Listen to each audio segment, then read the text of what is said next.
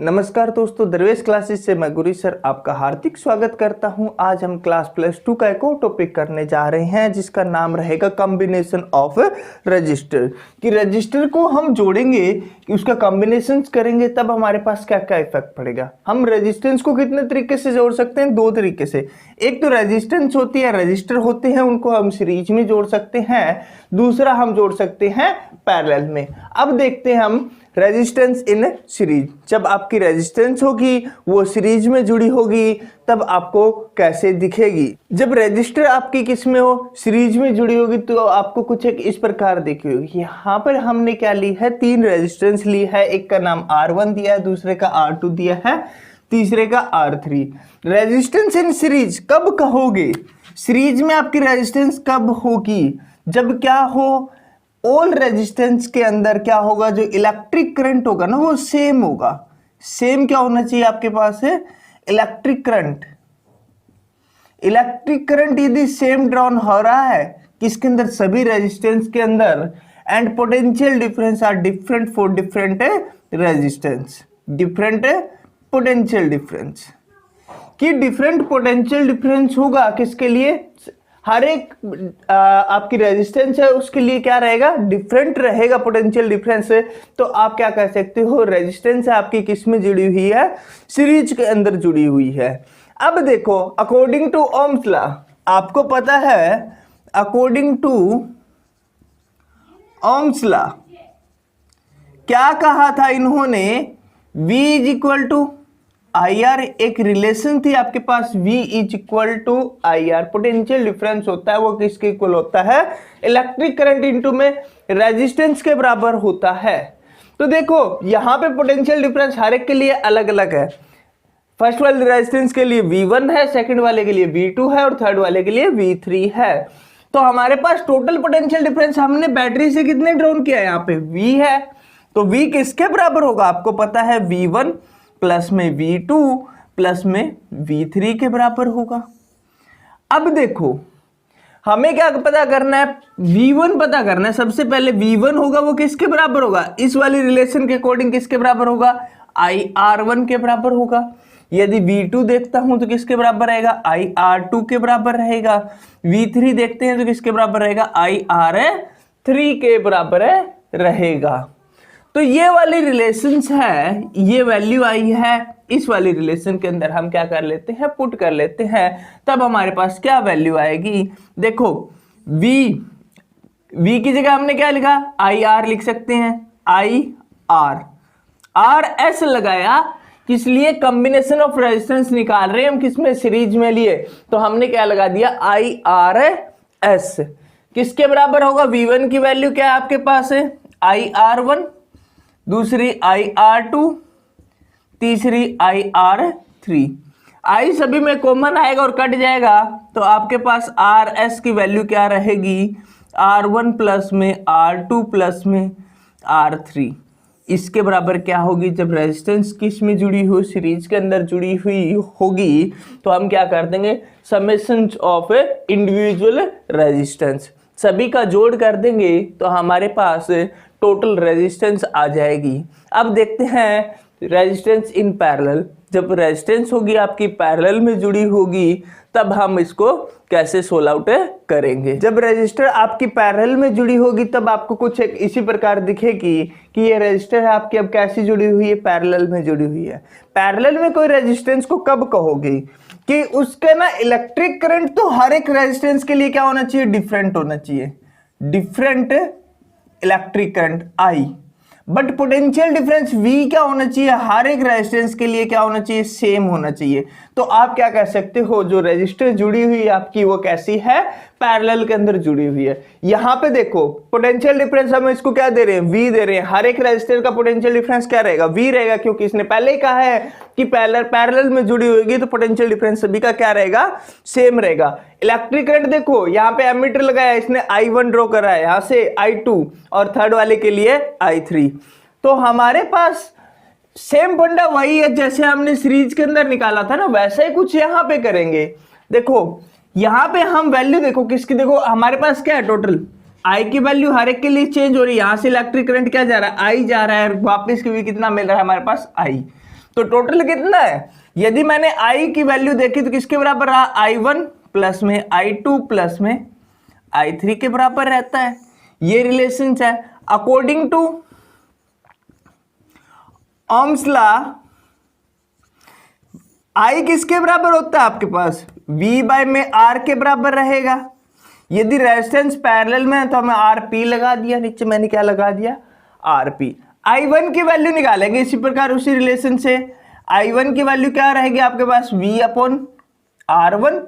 I2 की value भाई V by में R2 और I3 की वैल्यू रहेगी V बाय में R3।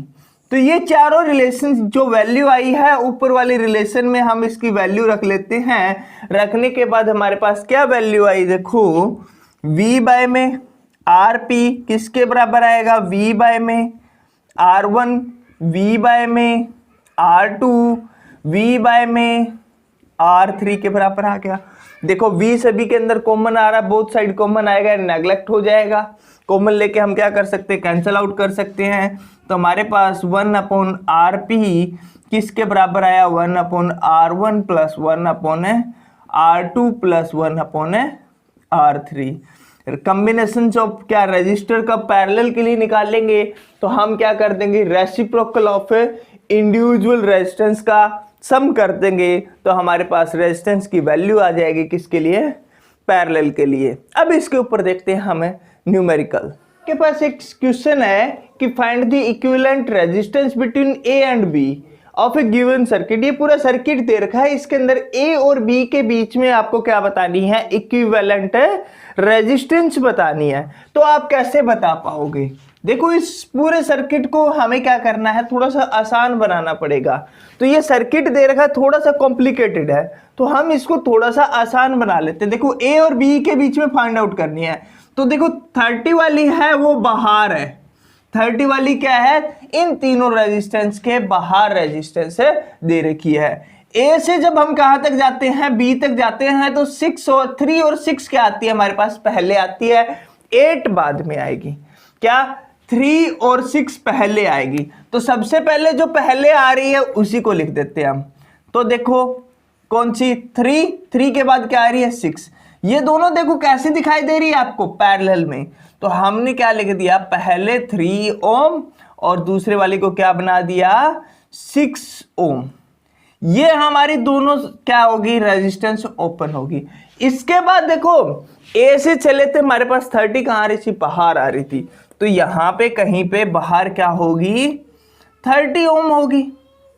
सिंपल सी बात है। लेकिन 8 तो इसी के अंदर है, बट 8 है इन दोनों के साथ कैसे जुड़ी हुई है, आपकी सीरीज के अंदर जुड़ी हुई है।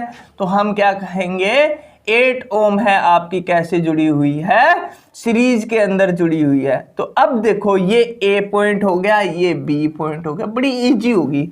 अब ये सर्किट था, कॉम्प्लिकेटेड था, इसको ओपन करते ही हमने क्या बना लिया, इजी सा सर्किट बना लिया। तो अब सबसे पहले 3 और 6 कैसे दिखाई दे रही है आपको, पैरेलल में दिखाई दे रही है, तो हम इसको क्या करेंगे, पैरेलल से सोल्व आउट कर लेंगे। सबसे पहले हम इसके निकालते हैं। मैंने ये पॉइंट मान लिया सी, ये कौन सा पॉइंट मान लिया, सी और डी के बीच की हमें क्या पता करनी है, रेजिस्टेंस पता करनी है।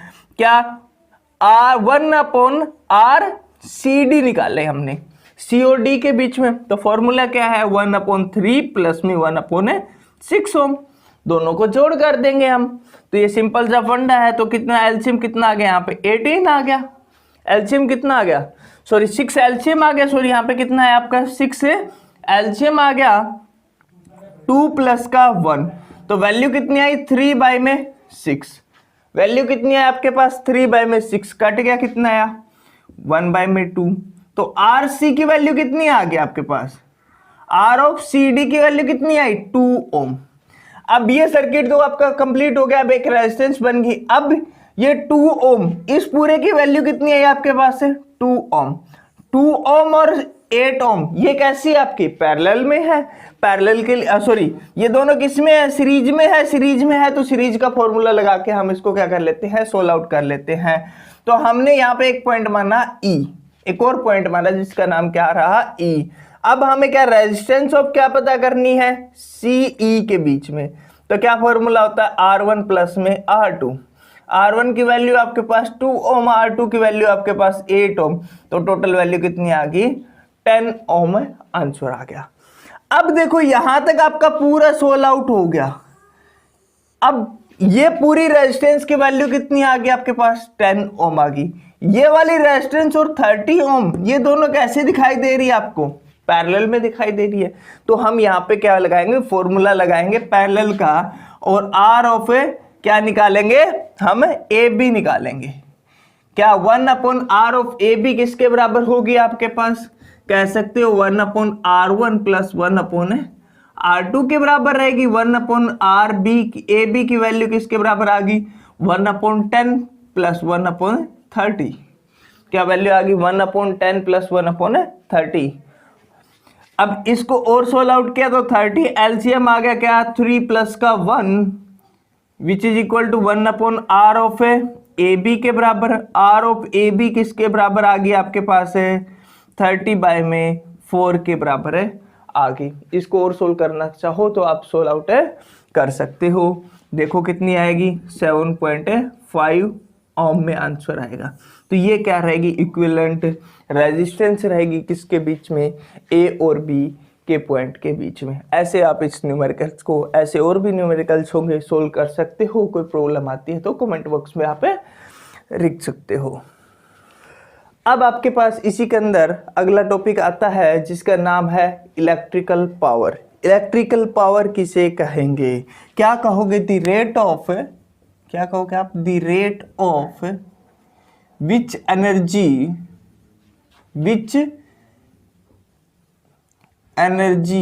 Is used by electrical appliance is called electrical power. कि वो एनर्जी है the rate of which energy, कि एक कोई भी इलेक्ट्रिकल अप्लायंस है उसको यूज करने के लिए या उसको वर्क करने के लिए हमने जितनी एनर्जी लगाई है वो एनर्जी क्या कर ली जा रही है, उसके द्वारा यूज की जा रही है, कंज्यूम की जा रही है। तो आप कैसे क्या कह सकते हो, वो क्या है आपके लिए इलेक्ट्रिकल पावर है। तो मतलब इलेक्ट्रिकल पावर को P से डिनोट करेंगे किसके बराबर हुई, एनर्जी अपॉन टाइम, कि उसने कितनी एनर्जी ली अपॉन कितने टाइम में। एनर्जी है जो आपकी अप्लायंस के द्वारा एनर्जी होती है वो किसके बराबर होती है, पोटेंशियल इनटू में। यदि स्मॉल एनर्जी ली है तो small charge upon del t के बराबर होगी। चार्ज अपॉन क्या कहते हैं, टाइम किसको कहते हैं, VI, मतलब इलेक्ट्रिक करंट के बराबर होगा। यदि ओम्स लॉ के एक और इक्वेशंस लगाते हैं यहाँ पे, ओम्स लॉ के according P is equal to क्या बनेगा VI, या फिर क्या बनेगा, एक और एप्लीकेशंस देखेंगे तो हम क्या बनेगा I² R, या फिर क्या बनेगा आपके पास V² बाय में R। ये सारी की सारी एक ही इक्वेशन है, आप कोई भी इसमें से रिलेशन यूज कर सकते हो। इसकी SI यूनिट क्या रहती है आपके पास, वॉट। क्या रहेगी, वाट। वाट क्या रहेगी इसकी SI यूनिट रहेगी। यदि कोई डायमेंशन फॉर्मूला पूछ लेता है कि इसका पावर का डायमेंशन फॉर्मूला क्या होगा, एनर्जी अपॉन क्या है टाइम, कोई भी दुनिया की एनर्जी और डायमेंशन फॉर्मूला क्या रहता है, सेम रहता है, mL²T-2 अपॉन क्या रहेगा टाइम T। तो क्या बन गया आपके पास पावर का डायमेंशन फॉर्मूला mL²T⁻⁻3। ये क्या रहेगा इलेक्ट्रिकल पावर का डायमेंशन फॉर्मूला। अब देखते हैं हमें इलेक्ट्रिकल एनर्जी, क्या कहोगे, the total work done to maintaining the current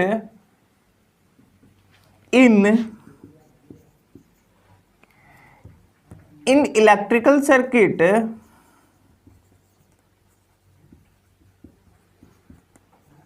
by the source of EMF is called electrical energy।